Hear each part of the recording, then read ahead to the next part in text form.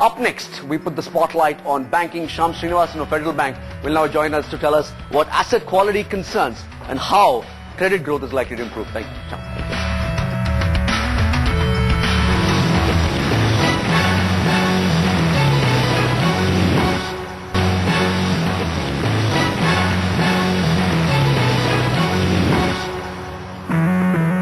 Wednesday, 10th of October, you're back in business with me, Harsha Subramaniam. Joining me now, Shyam Srinivasan, MD and CEO of Federal Bank. Shyam, many thanks for joining us today.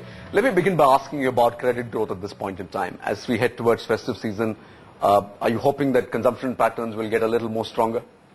I think retail credit has held on quite well, will continue to. And like you pointed out, being the busy season, being the festive season, that's bound to grow. On the back of a lot of unmet demand, be an increased supply of credit. I also beginning to see agri and the agri-related product credit beginning to increase. And if indeed the Rabi crop turns out quite okay, you may see a demand for a lot of crop and crop loans. So I see credit growth in the lower end of the SME retail reasonably good. Corporate demand remains muted, I would say. Why is that? We've seen, investment cycle really has not kicked off, despite the fact that we've seen policy announcements. By when do you think some of this is likely to happen? I mean, I don't have a timeline just as crisply as I can say, but I would think the next 3 to 6 months you will see a material demand pickup or at least announcements on investments happening. If you talk to many of the corporates, I think they're coming out of the lack of confidence to a okay, now let me look at things more optimistically, period. Now, if the current spate of reforms stay the course and people are able to see that sustained, sort of confidence-building measures are happening, I'm sure some purses will sort of loosen up. So, corporate demand, new investments, we have to be more cautious. I don't believe it'll be in a rush, but between 3 and 6 months, you'll start see that coming. Many people believe or expect interest rates to go down, and that perhaps may be the trigger for corporate. Do you expect that to be a trigger? Do you expect interest rates to go down? My own judgment is interest rates are bound to trend down. But I carry the view that interest rate is not the only reason why corporates invest or don't invest. And it is an important but necessary but not sufficient condition. I think they look at our ecosystem that is more conducive to investments, more conducive, and more importantly, predictability has to increase. And there have been enough instances of, sort of pull back and claw back, which has hurt sentiments, even the overseas investors. So I think credit demand, investments have to be backed by beyond just interest rate. But that said, I do see interest rates tending to soften in the coming quarters. So, but 30th of October, you don't expect the Reserve Bank to cut rates? No, I would say that I am hopeful and conscious that there will be a high pressure on the regulators to look at it, and there is probably reason for them to do it this time around. How's liquidity right now? And if liquidity is comfortable, why don't banks go ahead and cut lending rates? Liquidity is sufficient, I would say. In fact, last Friday there was actually excess liquidity in the system. Why don't banks go ahead and cut lending rates? There have been a material shift towards lending rate cut, but that said, the funding costs have not dropped substantially just yet. Sure. Right. So availability of money is there, but it's still relatively expensive. But that said, the banks have started trending down. I mean, today a good corporate borrows at base rate, which is in some cases 9.75, 9.8 thereabouts. So I think cost of money is coming down, but I just want to re-stress that money and availability alone is not the driver of all the various good things, and I think there's been an ecosystem that's conducive to investments. Fair point.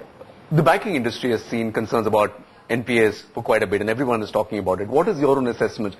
Once the policy issue has been sorted on several of these sectors, will the risk reduce? It won't be a instant on-off switch. I mean, the build-up of relatively stressed credits or portfolios happened over a period of time where the leverage was high. People were betting on business models that would stand any environment. Environment challenged those business models, so they saw some stress on their P&L and their servicing ability started to diminish, and with order books shrinking, that only got worse. So I see that is what is playing through right now. So even if the interest rates come down, investments kick up, business momentum gathers speed, you won't see an instant sort of abatement of the NPA problem. But that said, usually sentiment drives everything, so I think it will moderate. And again, NPA problem, I don't think it's as bad as it's made out to be. It's exaggerated. I would say exaggerated in the sense that, it's being overplayed. Okay. Because there are pockets which were lent to in the first place because they were good business models. Right. Those models haven't changed. It's just the situation that made the model a little... Why the noise then?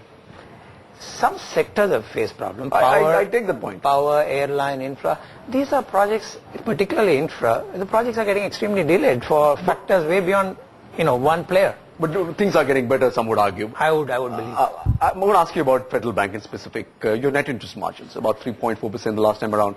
What do you expect and how do you hope to improve on your margin performance? See, two things. We've conventionally been a top quartile margin player. That's primarily because of the segments that we focus. Sure. We are more significantly into SME and retail and less in the very large corporate. So the segments that we play automatically gives me some pricing power. That said, we've been consciously trying to sort of reshape our balance sheet and try to be more balanced in terms of our credit exposure. So that's seeing some reduction in margins. And I don't look at margins singly, I look at risk-adjusted margins. Okay. So if I take a life cycle of a loan, as long as the risk-adjusted margin is +3, I think we're doing extremely well. And so will our margins come down? It will be in the 3.5 thereabouts. But we will see our credit costs sort of moderating considerably, keeping me in the top quartile in risk-adjusted margin, which is our focus. Any fundraising plans at this point in time? Is there a need for capital? If you look at our ratios, we're probably one of the best capitalized. I have a lot of tier 2 space. So we're really not looking at raising money just now. Shyam Srinivasan, many thanks for joining us in business. Many appreciate your time indeed. Thank you. Shyam Srinivasan from Federal Bank. Up next.